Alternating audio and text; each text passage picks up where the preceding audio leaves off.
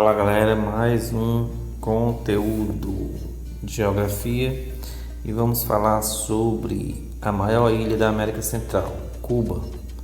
É situado na entrada do Golfo do México, entre a Flórida, Estados Unidos, da qual dista apenas 170 quilômetros, e a Península de Yucatán, México. O arquipélago cubano, formado pelas ilhas de Cuba, pela Ilha da Juventude e por outras numerosas ilhas de pequenas dimensão, é o maior das Antilhas, com relevo predominante plano, formado por baixos planaltos e planícies aluviais do solo fértil. No sudeste surge a Sierra Maestra, onde se situa o pico culminante da ilha, o Pico Turnino. O clima cubano é tropical úmido, com temperatura média anual superior a 26 graus Celsius e precipitação entre 1.200 e 2.000 milímetros anuais. A ilha está sujeita a fenômenos decorrentes das grandes instabilidades climáticas que ocorrem no Caribe, como os furacões. A vegetação da ilha foi intensamente devastada ao longo de seu processo de ocupação, mas ainda há florestas tropicais e nas áreas de maior altitude pinheiros. Socialismo na Cuba. A revolução comandada por Fidel Castro e Ernesto Che Guevara tornou-se vitoriosa em 8 de janeiro de 1959, quando os revolucionários entraram em Havana e implantaram um novo governo. O governo, sob o comando de Fidel Castro, inicialmente nacionalizou várias empresas estrangeiras e realizou a reforma agrária. Após romper relações diplomáticas com os Estados Unidos, em dezembro de 1961, Fidel Castro anunciou a adesão ao socialismo e o alinhamento com a União Soviética. No período conhecido como Guerra Fria, áreas de influência entre Estados Unidos capitalista e a União Soviética socialista. Com a implantação do socialismo, reformas econômicas se aprofundaram. As empresas industriais, comerciais, bancárias e parte das terras agrícolas passaram para o controle do Estado. Aconteceu-se uma grande crise econômica. O fim da Guerra Fria, a degradação soviética e o colapso do socialismo no leste europeu, a partir de 1989, atingiram a economia cubana e seus efeitos são sentidos até os dias atuais. Os principais parceiros comerciais da ilha, vivendo problemas internos, reduziram as compras do açúcar cubano e cortaram a ajuda militar e técnica fornecida desde muito tempo. Mais recente em Cuba. No início de 2008, após 49 anos no poder, Fidel Castro afastou-se do governo por problemas de saúde e foi substituído pelo irmão Raul Castro, que acompanhou desde a juventude.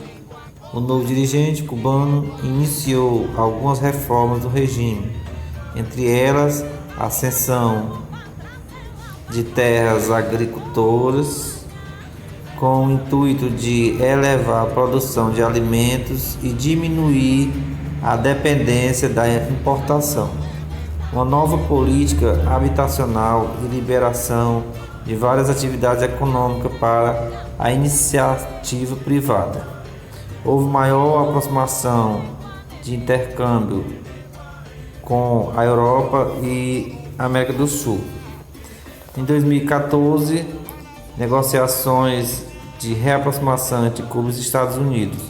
Barack Obama em suspender bloqueio econômico. ocorrido nos governos anteriores. Com a eleição de Donald Trump para a presidência dos Estados Unidos, analistas de política internacional acreditam que o embargo econômico imposto a Cuba dificilmente será retirado. A partir de abril de 2018, com a posse do novo presidente cubano Miguel Díaz-Canel, há expectativa quanto aos rumos da política cubana e suas relações com os Estados Unidos. Nos processos sociais e as dificuldades econômicas, os planos governamentais do socialismo cubano para o desenvolvimento da agricultura e para a industrialização não obtiveram sucesso. O governo abriu a economia aos investimentos estrangeiros no setor turístico e hoteleiro. Atraiu 3 milhões de turistas por ano. Contribuiu para ajudar a debilitar a economia cubana. O acesso aos bens de consumo em Cuba é restrito. Há muitas moradias modestas. A frota de veículos é bastante antiga e grandes problemas no trânsito coletivo. Falta de liberdade política. Cuba realizou grandes avanços na educação e nos serviços de saúde, ambos gratuitos para toda a população. A economia cubana depende do turismo e das exportações de produção mineral, principalmente de níquel e cobalto, de açúcar, de tabaco, charutos famosos no mundo inteiro, e da exportação de serviços na área médica, como é o caso da presença de médicos cubanos no Brasil, que fazem parte do programa Mais Médicos do governo federal. Uma empresa estatal cubana com associação com a transnacional canadense explora o níquel, cuja produção coloca o país em décima posição entre os maiores produtores mundiais desse metal. Quanto ao cobalto, Cuba ocupa a 8ª posição em produção. Em 2016, do valor total das exportações cubanas, a mineração representou 20%, o açúcar 15,5% e a indústria do tabaco 10%. Das exportações cubanas, cerca de 50% se destinaram a países da América, e desse total, 56% foram dirigidos à Venezuela e apenas 6% ao Brasil. Em 2016, o valor das importações correspondeu ao triplo do valor das exportações. Isso ocasionou dificuldades econômicas para o país. Ao relatar sobre o circuito da cana-de-açúcar em Cuba, até 1990, Cuba era o maior exportador mundial de açúcar. Em 2017, caiu para a 11ª posição. A primeira posição é ocupada pelo Brasil, com 28 milhões de toneladas exportadas, enquanto Cuba exportou apenas 570 mil toneladas.